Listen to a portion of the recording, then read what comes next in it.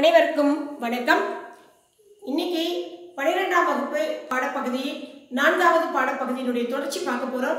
4வது பாடப்பகுதி என்பது பயோடெக்னாலஜி, உயிர் தொழில்நுட்பவியல் நெறிமுறைகளும் செயல்முறைகளும். இந்த பாடப்பகுதியில நம்ம முந்தைய வகுப்புல என்ன பார்த்திருக்கோம் அப்படின்னு சொன்னா, ஒரு மரபணு பொறியியல் முறை, எப்படி மரபு பொறியியல் முறை மூலமாக டிஎன்ஏக்கள் நகலாக்கம் செய்யப்படுகின்றன, நமக்கு விரும்பிய பொருட்களை எப்படி ஒரு ஜெனடிக் இன்ஜினியரிங் மூலமாக பெற முடியும் அப்படிங்கிறத பார்த்தோம். இந்த டெக்னாலஜியில் பயன்படக்கூடிய முக்கியமான பேசிக் டூல்ஸ் என்ன அப்படிங்கிறத பற்றி ஒரு சிறிய விளக்கம் பார்த்துருக்கோம். அதாவது அதில் ரொம்ப அவசியமாக இருக்கக்கூடிய பேசிக் டூல்ஸை பொறுத்த வரைக்கும் முதல்ல வரக்கூடியது நொதிகள், அதாவது என்சைம்ஸ். என்சைம்ஸில் நம்ம ரெஸ்ட்ரிக்ஷன் எண்டோநியூக்ளியஸ் என்ற நொதியையும் டிஎன்ஏ லைகேஸ், ஆல்கலைன் பாஸ்பேட்டேஸ் போன்றவையெல்லாம் எவ்வாறு இந்த நிகழ்வில் பங்கு பெறுகின்றன அப்படிங்கிறத பற்றி பார்த்தோம். அடுத்ததாக எது வருது அப்படின்னு பார்த்தா தாங்கி கடத்திகள், அதாவது குளோனிங் வெக்டார்ஸ். தாங்கி கடத்திகள், இந்த தாங்கி கடத்திகளினுடைய பண்புகள் என்ன அப்படிங்கிறதெல்லாம் கூட நம்ம முந்தைய வகுப்புல ஒரு இன்ட்ரோடக்ஷன் மாதிரி பார்த்துருக்கோம். இன்னைக்கு நம்ம இந்த தாங்கி கடத்திகள் எவை எவை, இது அதாவது அதனுடைய வகைகள், இவையெல்லாம் எப்படி இந்த தாங்கி கடத்திகள் இந்த மூலக்கூறு அல்லது மரபணு பொறியியலில் பங்கு பெறுகின்றன, இவை எப்படி செயலாற்றுகின்றன அப்படிங்கிறதையும், ஏன் இந்த மாதிரியான தாங்கி கடத்திகள் இங்கே பயன்படுத்தப்படுகின்றன அப்படிங்கிறத பற்றின விளக்கம் தான் இன்னைக்கு நம்ம பார்க்க போகிறோம். அதாவது இந்த தாங்கி கடத்திகள் வெக்டார்ஸ் அப்படின்னு சொல்லக்கூடிய குளோனிங் வெக்டார்ஸ்ன்னு சொல்லக்கூடியது, இதை இன்னைக்கு நம்மளுடைய பயோஃபால்ஸ் சேனல் மூலமாக உங்களுக்கு அறிமுகப்படுத்த போகிறேன். வாங்க பார்க்கலாம். தாங்கி கடத்திகள் என்பது என்ன, குளோனிங் வெக்டார்ஸ். குளோனிங் வெக்டார்ஸ் அப்படின்னு சொன்ன உடனேயும் நமக்கு முதல்ல ஒன்று ஞாபகத்துக்கு வருது. குளோனிங் என்றால் அதிகமாக நகலாக்கம் செய்யப்பட்ட ஒன்றை தான் நம்ம குளோன் அப்படின்னு நம்ம சொல்லுவோம். அதிகமாக நகலாக்கம் செய்யப்படுவது அப்படின்னு சொன்னாலே ஏதாவது ஒரு விரும்பிய மரபணுவானது அதிகமான அளவில் நகலாக்கம் செய்யப்படுகின்றன. அப்போ அதிகமான மரபணுக்கள் ஒரே மாதிரி ஒத்த அமைப்புடைய தோற்றுவிக்கப்படுகின்றன. இப்போ இந்த குளோனிங், இதுதான் குளோனிங் என்பது. அடுத்து வெக்டார்ஸ் என்பது கடத்திகள். அப்போ இது என்ன அப்படின்னு சொன்னா, இங்க ஒரு சிறிய விளக்கம் உங்களுக்கு புரியுற மாதிரி கொடுத்துருக்கேன், பார்த்தீங்கன்னா தெரியும். அதாவது டிஎன்ஏ மூலக்கூறு, ஒரு டிஎன்ஏ மூலக்கூறு என்பது இங்கே எது பயன்படுத்தப்படுகின்றது, அது பாக்டீரியாவில் இருக்கக்கூடிய பிளாஸ்மிடாக இருக்கலாம் அல்லது காஸ்மிடாக இருக்கலாம். பாக்டீரியா பேஜுடைய அந்த தாங்கி கடத்தி, ஏதாவது ஒரு தாங்கி கடத்தியினுடைய அந்த பிளாஸ்மிட் ஒரு புதிய ஒரு டிஎன்ஏ மூலக்கூறு எடுத்துட்டு நாம் விரும்புகின்ற ஒரு டிஎன்ஏ, எந்த ஒரு டிஎன்ஏவை எந்த ஒரு ஜீனை நகலாக்கம் செய்யணுமோ அந்த ஜீன், அந்த டிஎன்ஏ மூலக்கூறை ரெண்டையும் இணைத்து ஒரு விருந்தோம்பி செல்லினுள் உள்ளே நுழைக்கிறோம். ஒரு ஹோஸ்ட் செல்லுக்குள்ளார உள்ளே நுழைத்தால் அங்கே இது பல மடங்கு பெருக்கமடைகின்றன, நிறைய ரெப்ளிகேட் ஆகி நமக்கு அதிகமான செல்கள் கிடைக்கின்றன. அப்போ இங்கே கடத்திகள் என்பது தாங்கி கடத்திகள். இதோட வேலை என்ன அப்படின்னு பார்த்தோம்னா, நாம் எந்த மரபணுவை நகலாக்கம் செய்ய விரும்புகின்றோமோ அந்த மரபணுவை அதிகமான அளவில் அதை இந்த பிளாஸ்மிட் என்ற அந்த தாங்கி கடத்தியோடு இணைக்கும் பொழுது அது ஒரு விருந்தோம்பி செல்லுக்குள்ள அதிகமாக நகலாக்கம் செய்ய பயன்படுத்தப்படும். ஸோ அதனுடைய வகைகள் என்னென்ன அப்படின்னு பார்க்கலாம். முதல்ல பார்த்தோம் அப்படின்னு சொன்னா, பிளாஸ்மிட் என்பது ஒரு சாதாரணமாக பாக்டீரியாவில் இருக்கக்கூடிய மிக முக்கியமான ஒரு டிஎன்ஏ மூலக்கூறு தான் பிளாஸ்மிட். இப்போ இந்த பிளாஸ்மிட் பற்றி நம்ம லோவர் லெவல்ல இருந்து படிச்சுட்டே இருக்கோம். பிளாஸ்மிட் என்றால் என்ன அப்படின்னு ஒரு வினா. பிளாஸ்மிட் என்றால் என்ன அப்படின்னு சொன்னா, பிளாஸ்மிட் என்பது பாக்டீரியாவில் முதலாக கண்டறியப்பட்டது. இந்த பிளாஸ்மிட் ஆனது ஒரு சாதாரணமா பாக்டீரியாவில் இருக்கக்கூடிய அதனுடைய மரபணு தவிர அதிகப்படியாக காணப்படக்கூடிய ஒரு வட்ட வடிவமான ஒரு டிஎன்ஏ துண்டு தான். அப்போ பிளாஸ்மிட் என்பது ஒரு டிஎன்ஏ மூலக்கூறு தான். அப்போ இந்த பிளாஸ்மிட் என்பது தாங்கி கடத்தியாக பயன்படுத்தப்படுகிறது. அடுத்தது பார்த்தீங்கன்னா பிபிஆர் பிளாஸ்மிட். இந்த பிபிஆர் பிளாஸ்மிட் என்பது மறு கட்டமைக்கப்பட்ட பிளாஸ்மிட், அதாவது ஆர்டிபிஷியலா செயற்கை முறையில் உருவாக்கப்பட்டதுதான் மறு கட்டமைக்கப்பட்ட பிளாஸ்மிட். அப்ப செயற்கையாக பொலிவர் மற்றும் ரோட்ரிகஸ் ரெண்டு பேரும் சேர்ந்து ஒரு செயற்கை பிளாஸ்மிடை உருவாக்கியிருக்காங்க. அது இரண்டாவதாக இதையும் தாங்கி கடத்தியாக மரபணு பொறியியலில் பயன்படுத்தலாம். மூன்றாவதாக இருப்பது Ti plasmid, tumour inducing plasmid. Ti tumour inducing, டீனா டியூமர், ஐனா இன்டியூசிங். இந்த டியூமர் இன்டியூசிங் பிளாஸ்மிட் என்பது அக்ரோபாக்டீரியம் டியூமிஃபேஷியஸ் என்ற பாக்டீரியாவில் கண்டறியப்பட்டது. சாதாரணமாக இருக்கக்கூடிய அந்த டிஎன்ஏ டிடிஎன்ஏ எனவும் அந்த டிஎன்ஏவில் ஒரு குறிப்பிட்ட இடத்தில் இருக்கக்கூடிய ஒரு ஜீன் மட்டும் மரபணு மட்டும்தான் அங்கே ஒரு டியூமர் என்ற புற்றுக்கட்டியை ஒரு மகுட கழலை நோயை கிரவுன் கால் டிசீஸை உண்டு பண்ணக்கூடிய தோற்றுவிக்கக்கூடிய ஒரு மரபணு. அது அந்த இடம் தான் டிஐ பிளாஸ்மிட் அப்படின்னு நம்ம சொல்கிறோம். இந்த பிளாஸ்மிடை கொண்ட அந்த ஒரு உயிரி எதுன்னு பார்த்தீங்கன்னா அக்ரோபாக்டீரியல் டியூமிஃபேஷன்ஸ் என்ற பாக்டீரியா.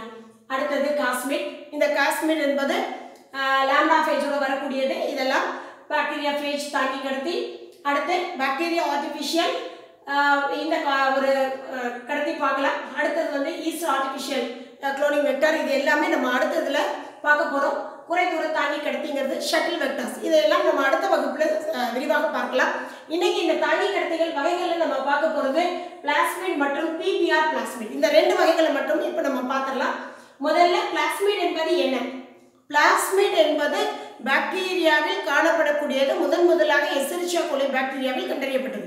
அப்ப எஸ்செரிச்சியா கோலை பாக்டீரியாவில் இந்த பிளாஸ்மிட் என்பது அதனுடைய நார்மலா எப்பொழுதும் இருக்கக்கூடிய மரபணு அந்த குரோமோசோமை தாண்டி அதை தவிர ஒரு அதிகப்படியான ஒரு வட்ட வடிவமான ஒரு மரபணு துண்டு அங்கே காணப்பட்டது. அதைத்தான் நம்ம பிளாஸ்மிட் அப்படின்னு நம்ம சொல்றோம். அப்ப இதுவும் ஒரு டிஎன்ஏ மூலக்கூறு தான். அப்ப இது வந்து அதிகப்படியாக பாக்டீரியால இருக்குன்னு கண்டுபிடிச்சாச்சு. இதுதான் இந்த பிளாஸ்மிடுக்கான மிக முக்கியமான பண்பு என்னன்னா தானாக பெருக்கம் அடையும் திறனுடையது.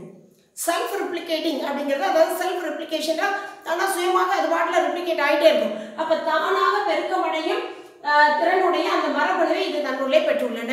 அப்ப இந்த பகுதியை நம்ம பிளாஸ்மிட் சொல்றோம். இது வந்து பாக்டீரியா, இது ஒரு பாக்டீரியா எஸ்செரிச்சியா கோலை பாக்டீரியா. இது இந்த பாக்டீரியாவினுடைய குரோமோசோம். அதை தவிர அதில் இருக்கக்கூடிய ஒரு வட்ட வடிவ மரபணு தான்.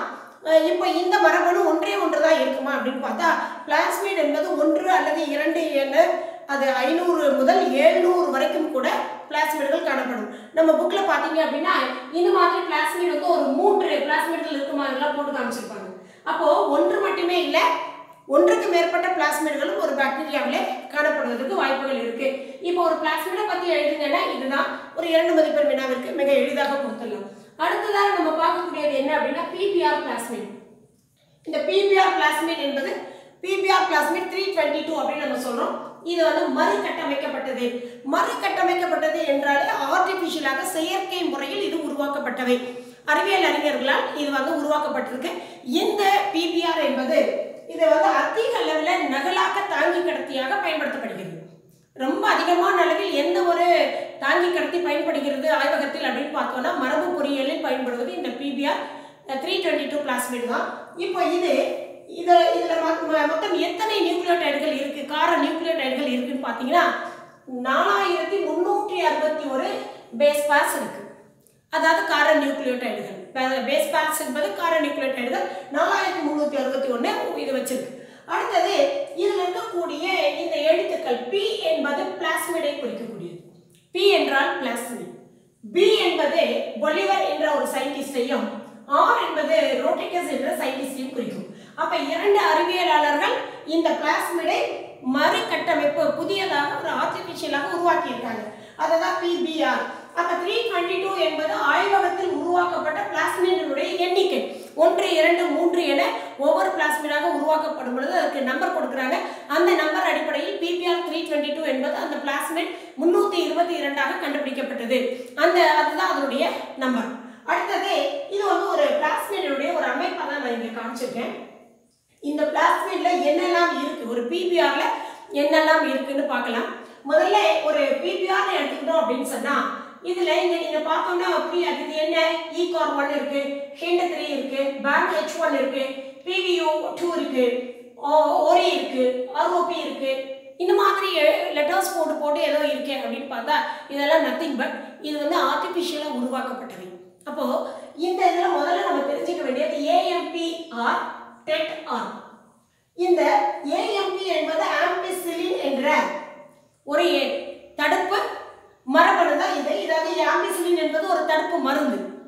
டெட்ராசைக்ளின் என்பது ஒரு தடுப்பு மருந்து. நமக்கு நல்லா தெரியும் பாக்டீரியாவை கொல்லும் திறன் யாருக்கு இருக்கு? ஆன்டிபயோட்டிக் மெடிசின்ஸ்க்கு இருக்கு. அப்ப ஆன்டிபயோட்டிக்ல ஆம்பிசிலினோ டெட்ராசைக்ளினோ பயன்படுத்தினோம் அப்படின்னா கட்டாயமாக அந்த பாக்டீரியா கொல்லப்படும்.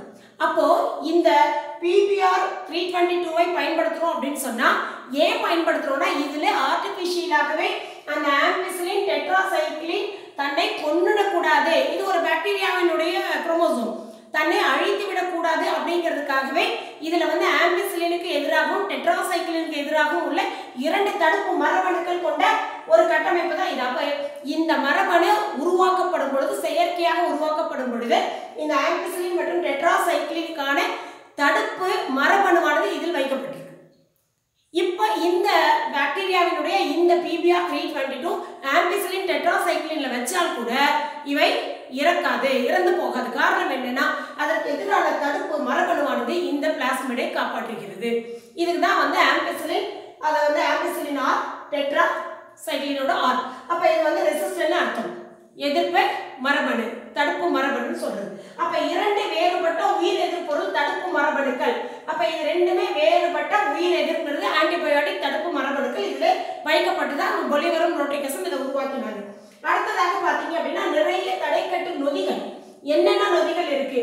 E-COR1 எஸ்செரிச்சியா கோலை ரெஸ்ட்ரிக்ஷன் எண்டோநியூக்ளியஸ்ல 1 முதலாக கண்டறியப்பட்ட E-COR அதாவது ரெஸ்ட்ரிக்ஷன் எண்டோநியூக்ளியஸ்னா மூலக்கூறு கத்தரிக்கோள்னு சொல்லுவோம். மாலிகுலர் சிசர்ஸ் டிஎன்ஏவை துண்டிக்கக்கூடிய ஒன்று. அப்ப இது உங்களுக்கு இப்ப இந்த இதுல உங்களுக்கு ஒரு விஷயம் புரியும். அதாவது நம்ம என்ன சொல்லியிருக்கோம் அப்படின்னா, தாங்கி கடத்திகள் என்பது கடத்திகள் என்றால் ஒரு டிஎன்ஏ மூலக்கூறானது ஒரு புதிய டிஎன்ஏவோட இணைக்கப்படும் பொழுது இவை விருந்தோம்பி செல்லுக்குள் இணைக்கப்பட்டு உள்ளே நுழைக்கப்பட்டால் அவை மிக எளிதாக நகலாக்கம் அடையும். அப்போ அவையெல்லாம் துண்டுகளாக்கி நிறைய அப்படியே உடையணும், நிறைய நகலாக்கம் செய்யப்படணும் அப்படின்னு சொன்னால் அதை துண்டிப்பதற்கு ஏற்றார் மாதிரியான இதோ அதில் கட்டாயமாக வேணும். அந்த மாதிரியான ஒரு தடைக்கட்டு நொதி தான் முதல்ல இருக்கக்கூடிய E-COR1. அடுத்தது பார்த்தீங்கன்னா இந்த HIND3 என்பது, இந்த HIND3 என்பது என்ன, எதை குறிக்கிறது அப்படின்னு பார்த்தீங்கன்னா இதை இங்கே கொடுத்துருக்கேன். ஹீமோஃபிலஸ் இன்ஃப்ளூயன்சா என்ற பாக்டீரியாவிலிருந்து கண்டுபிடிக்கப்பட்ட 3வது நொதி இது. அப்போ ஹீமோஃபிலஸ் இன்ஃப்ளூயன்சா என்ற ஒரு பாக்டீரியாவிலிருந்து பெறப்பட்ட அந்த நொதி, அதற்கான இந்த மரபணு இங்கே இணைக்கப்பட்டிருக்கு. அடுத்தது பாத்தீங்கன்னா BAMH1, இது பாசிலஸ் அமைலோலிக்யூஃபேஷியன்ஸ் அப்படின்னு சொல்லக்கூடிய பாக்டீரியாவிலிருந்து முதலாக பெறப்பட்ட ஒரு நொதிக்கான மரபணுவானது இங்கே சேர்க்கப்பட்டிருக்கு. அப்ப பாசிலஸ் அமைலோலிக்யூஃபேஷியன்ஸ் அப்படிங்கிறது இந்த H என்பது அந்த ஒரு அதனுடைய அந்த மரபணுக்கான பெயர் கொடுக்கப்படுகிறது, அது மாதிரியான ஒன்று. அடுத்ததாக பார்த்தோம் அப்படின்னு சொன்னா PVU அப்படின்னு சொல்லக்கூடியது புரோட்டியஸ் வல்காரிஸ். புரோட்டியஸ் வல்காரிஸ் என்ற பாக்டீரியாவிலிருந்து உருவாக்கப்பட்டது. அடுத்தது பாத்தீங்கன்னா இங்க உங்களுக்கு PST1 இருக்கு. PST1 என்பது ப்ரோவிடென்ஷியா ஸ்டெவார்ட்டி அப்படின்னு சொல்லக்கூடிய பாக்டீரியாவிலிருந்து பெறப்பட்டது. அடுத்தது இங்கே CLA CLAD1 அப்படின்னு இருக்கு. இது என்னன்னா கிளாடோஃபினான் லாக்டுவம் என்ற பாக்டீரியாவிலிருந்து. அடுத்தது இதுல இருக்கக்கூடிய முக்கியமான இன்னொன்று என்ன அப்படின்னு பார்த்தீங்கன்னா இந்த HIND3, அடுத்தது வந்து எசெரிச்சியா கோலையிலிருந்து கிடைச்ச E-கோலையிலிருந்து கிடைச்சது BAMH1, SAL1 என்பது ஸ்ட்ரெப்டோமைசிஸ் ஆல்பஸ், S வந்து ஸ்ட்ரெப்டோமைசிஸ் ஆல்பஸ் AN. அப்ப இந்த நொதியில் இருக்கக்கூடிய இந்த மரபணுக்கான பெயர்கள் எல்லாம் பார்த்தீங்க, இந்த தடைக்கட்டு நொதிகளுக்கான பெயர்கள்லாம் பார்த்தீங்கன்னா அதனுடைய ஒரு ஆதாரம், நுண்ணுயிரி ஆதாரம் எதுன்னா அந்த நுண்ணுயிரிகளினுடைய பேரின பெயரின் முதல் எழுத்தும் சிற்றின பெயரினுடைய 2 எழுத்துக்களும் சேர்ந்துதான் வரும். அப்போ எசெரிச்சியா கோலை, எசெரிச்சியா பேரின பெயர் ஜீனஸோட பெயர் முதல் எழுத்தும், கோலை என்கிறதுல இருந்து 2 எழுத்துக்களும். அதே மாதிரி இதுல ஹீமோஃபிலஸும் இன்ஃப்ளூயன்சால இருந்து INனும். அதே மாதிரி பாசிலஸ் அமைலோலிக்யூஃபேஷியன்ஸ், புரோட்டியஸ் வல்காரிஸ், இப்படிதான் வந்து என்னுடைய பெயர்கள் இங்கே சூட்டப்பட்டிருக்கு. அப்போ ஒவ்வொரு நுண்ணுயிரிகளிடமிருந்து பெறப்பட்ட அந்த நொதிகளுக்கான ஒரு அடையாள மரபணுக்கள் இங்கே இணைக்கப்பட்டிருக்கின்றன. இவை எல்லாம் தான் இந்த மரபணு பொறியியலில் இந்த PBR பிளாஸ்மிடை மிக எளிதாக உள்ளே இயங்க வைக்கும். அப்ப இந்த மாதிரியான ஒரு அடையாள களங்கள் இதில் வைக்கப்பட்டிருக்கு. அதை தவிர இந்த பகுதி தான் ஓரி என்று அழைக்கப்படுகின்ற ஒரு மரபணு பகுதி. ஓரி அப்படிங்கிறது என்ன? ஒரிஜின், தோற்றுவி.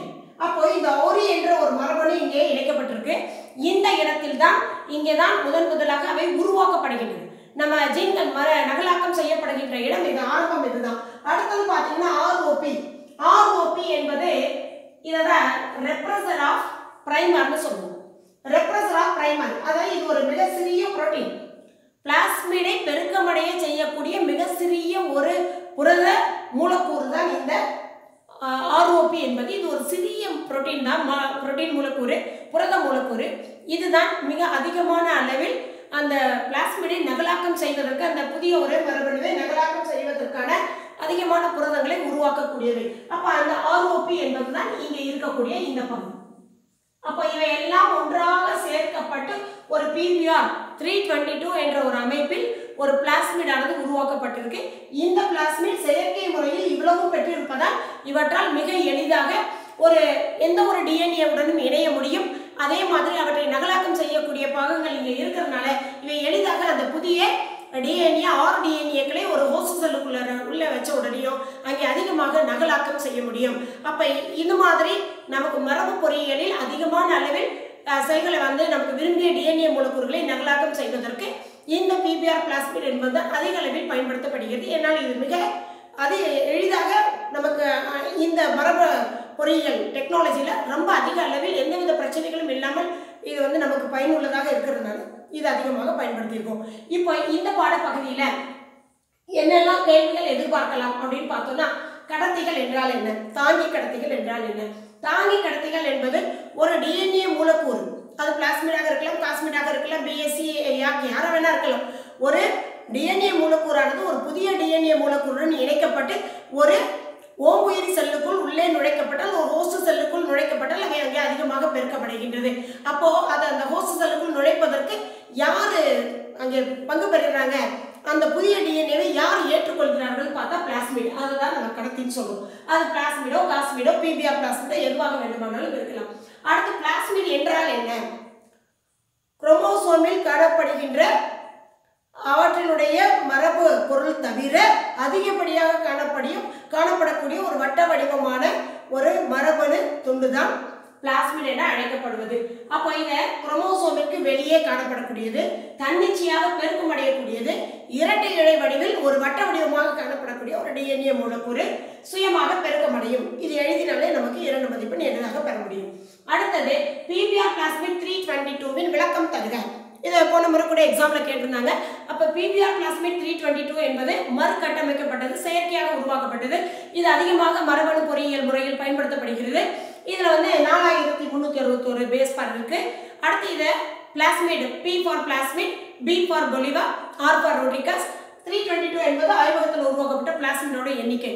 இதை கொடுத்துட்டு இந்த டயக்ராமா போட்டு இதுல 2 வேறுபட்ட உயிர் எதிர்ப்பொருள் தடுப்பு மரபணுக்கள் ampicillin R and tetracycline R இருக்குங்கிறத மென்ஷன் பண்ணணும். இதை தவிர இதில் இருக்கக்கூடிய இந்த தடைக்கட்டு கலங்களையும் அடையாள கலங்களையும் இதில் ஓரியம் ROP என்ற புரத பகுதியும் இருக்கு அப்படிங்கிறத எழுதினாலே நம்ம இந்த ஒவ்வொரு தடைக்கட்டு நொதிகளுக்கான விளக்கங்கள் தேவையில்லை. இது நீங்கள் தெரிஞ்சுக்கிறதுக்காக கொடுத்துருக்கு. நம்ம ஒரு 5 மார்க் கொஸ்டினோ இல்லை 3 மார்க் கொஸ்டினோ அதுக்கு தேவையானது இதை மட்டும் நம்ம கொடுத்தாலே நம்ம முழுமையாக இந்த வினாவிற்கான மதிப்பெண்களை பெற முடியும்.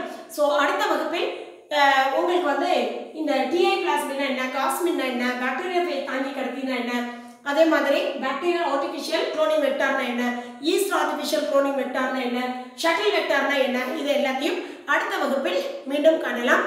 நன்றி, வணக்கம்.